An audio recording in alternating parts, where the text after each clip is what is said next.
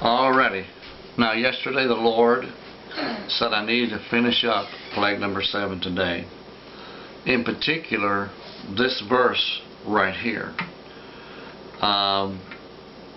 Exodus 9:27. I think it is. Okay. Yeah. And Pharaoh sent and called Moses and Aaron and said unto them, I have sinned this time. The Lord is righteous, and I and my people are wicked. Okay, now this is in particular what God is pointing out in this particular curse, in this particular time of this day. And just as he did in that day, the people are wicked and God is righteous. Now it's not that the Christian people are so much better than the people who love sin, but that's the difference. People who love sin. And if you read the book of Romans 4 through 8, there's about 300 verses there that tell you exactly what I'm saying here today. Okay? Particularly Romans 8:1. Pay attention to that verse. So anyway, the Lord has said, a house divided cannot stand. See, the devil has desired to separate our nation. This nation is built on godly principle. The devil is trying to tear down this nation because he wants to divide this nation. Two brothers living in a house, the house divided cannot stand.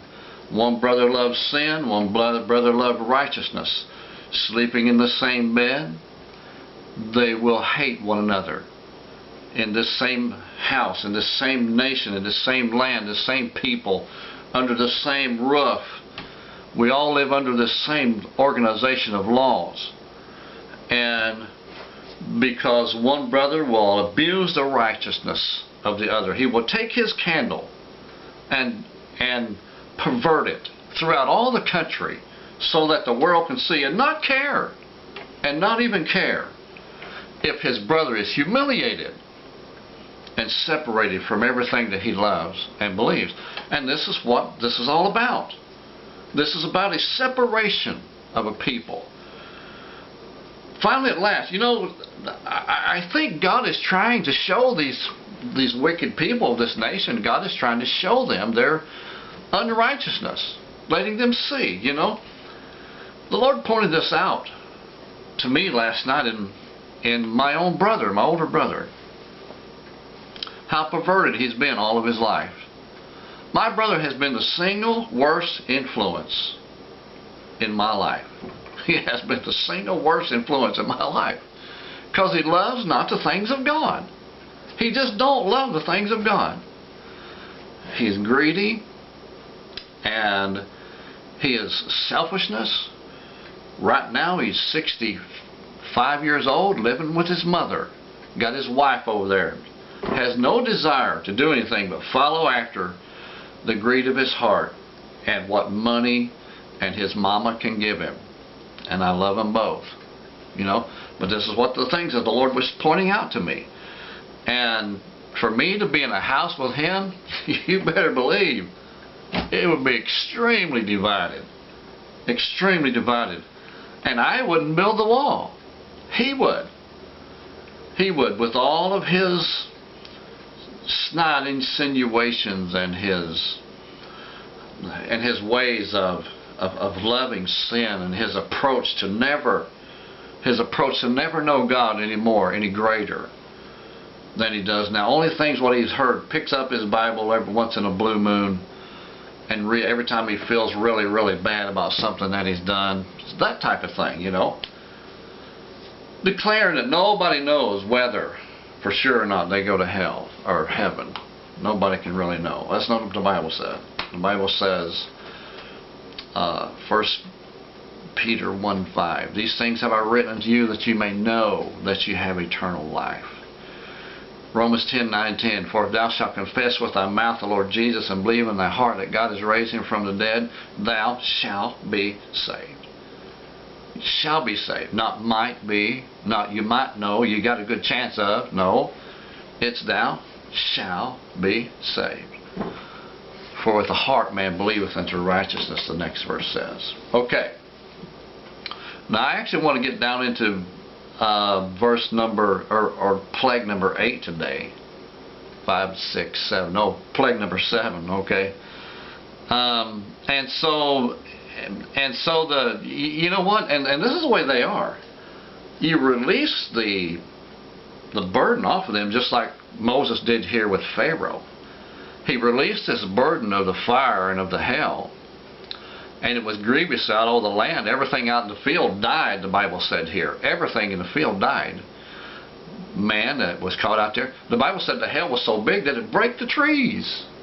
Broke the tree. You know what? Trees in those days were not small.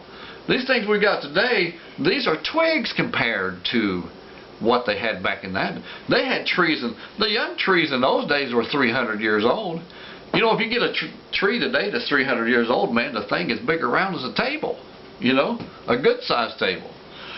But it was so grievous that it broke it.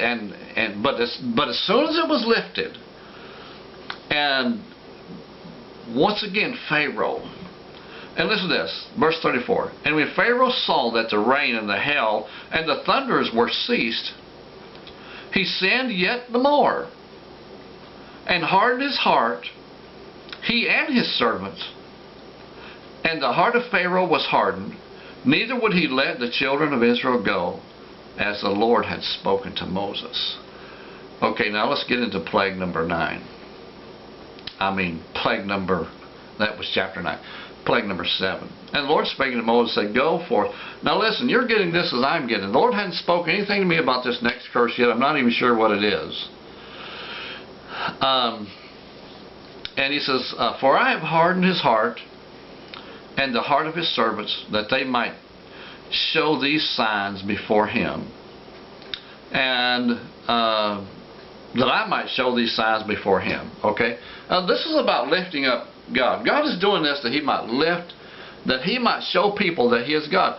It's pathetic that God would have to get to a person in this fashion, because God has to blast through the hard heart of a man. You know what? Those bunker buster bombs, that's what it puts me in mind of. Man, you got to send one down into the cement first and blow a hole out so that the next bomb can go in.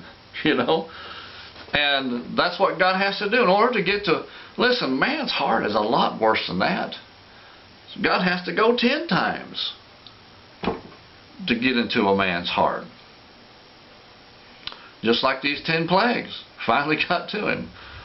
And, okay, so that, okay, verse 2 in chapter 10, Exodus.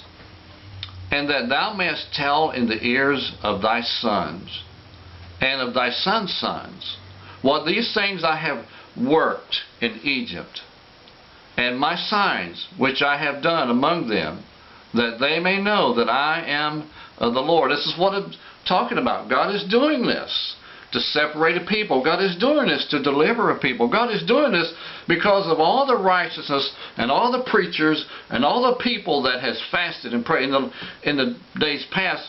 God is doing this because he has things invested here. It wasn't those people's efforts. It was God's efforts. That God is, just like it with Israel, God has an investment in that place. God has an investment in this place. And God is going to protect his investment. Verse 3. Moses and Aaron came to Pharaoh and said to him, thus saith the Lord of God of heavens, how long wilt thou refuse to humble thyself before me? Let my people go, that they may serve me. Else, see, the stubborn or the liberals are just like this. You can't talk to them. I don't care what you say. They plug their ears. They can't hear you. They're deaf to everything you say. Else, if thou refuse to let my people go, behold, tomorrow I will bring locusts into thy coast. And they shall cover the face of the earth, that one cannot be able to see the earth, that they shall eat the residue which which is escaped. Okay, this is a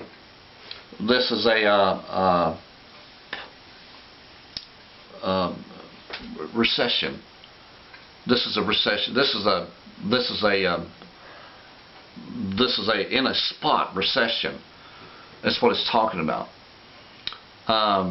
That cover the face of earth, and shall eat the residue which has escaped, which remaineth unto you from the hell. Okay, this is going to be a, excuse me, this is talking about something that's going to be plastering over top of something, a hurt that's already been there. You know, and of course it's tied to Hillary, of course it's tied to those emails. So what's going to happen now, and I'm not sure if this one has happened or taken place, but I think, okay, this is talking to me, this is talking about Hillary's testimony that she did the other day. The plastering on of a hurt that's already happened. Okay? And because what they're going to find there out of her testimony, what they're going to find there is a tremendous amount of evidence that's going to fortify everything that she has, that they have suspected her of. They will find through this a foundation that's going to cause everything that they had small evidence of before. Her testimony is going to lead them to discover everything that is going to put her in her place in prison. Okay? It says, and this plague of locusts shall eat every tree that groweth for you out of the field. More likely talking about their fruit trees. And they shall fill thy houses and the houses of thy servants and the houses of the Egyptians, which thy fathers and thy fathers' fathers have seen since, nor have they seen since the day they were upon the earth to this day. This is going to be such a hurt to them that they have not heard nor seen nor felt anything like it since the day of creation. This is going to hit them so hard, it's going to be like a brick in the face of their children. That's what it's going to be. It's going to be such a devastation that it's going to totally destroy every belief that they had in the system that they believed in. But yet their heart will still be hardened and not see truth. Listen to this. And he turned himself and went out from Pharaoh. And Pharaoh's servants said unto him, How long is this man be a snare to us? Let the men go, that they may serve the Lord their God. Knowest thou that the Egyptians is destroyed? See what I'm talking about? It's a devastation to them. What's going to come out of Hillary's testimony eventually will be a devastation, a discovery of evidence is what's going to cause them to fall. Okay? Because their hope is in that. They all have their hope. You know what? Listen to this, okay? Hillary could walk out on national television and take a gun and blow the brains out of Donald Trump.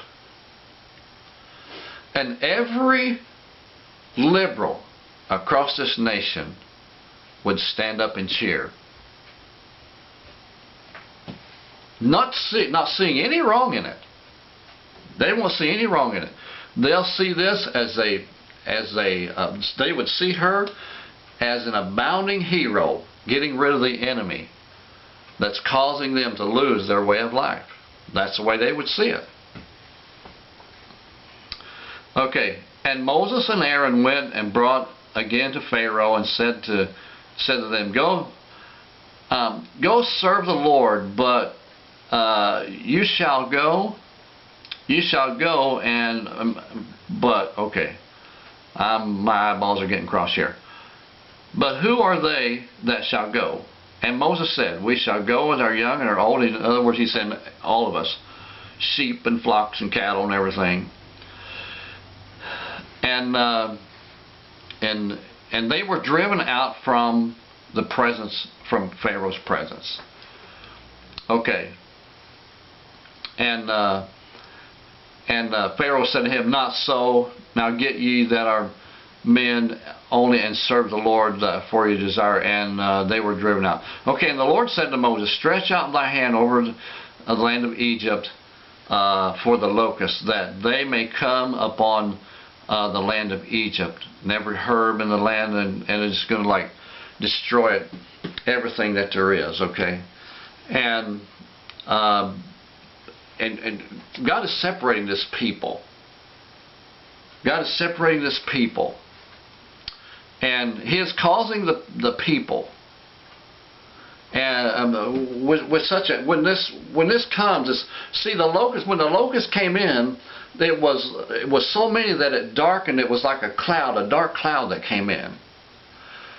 This dark cloud that came in is going to bring a fear that is going to be equal to the confusion that the devil has plagued their mind with so far. It'll be equal to it, and even more so, because in the confusion they could see something, but in this fear they'll not see anything. They'll not see anything. But yet in all that, they still holding to their principle, holding to their guide, holding to their belief, not knowing or not looking for anything else. Even though in all this God is crying out to them.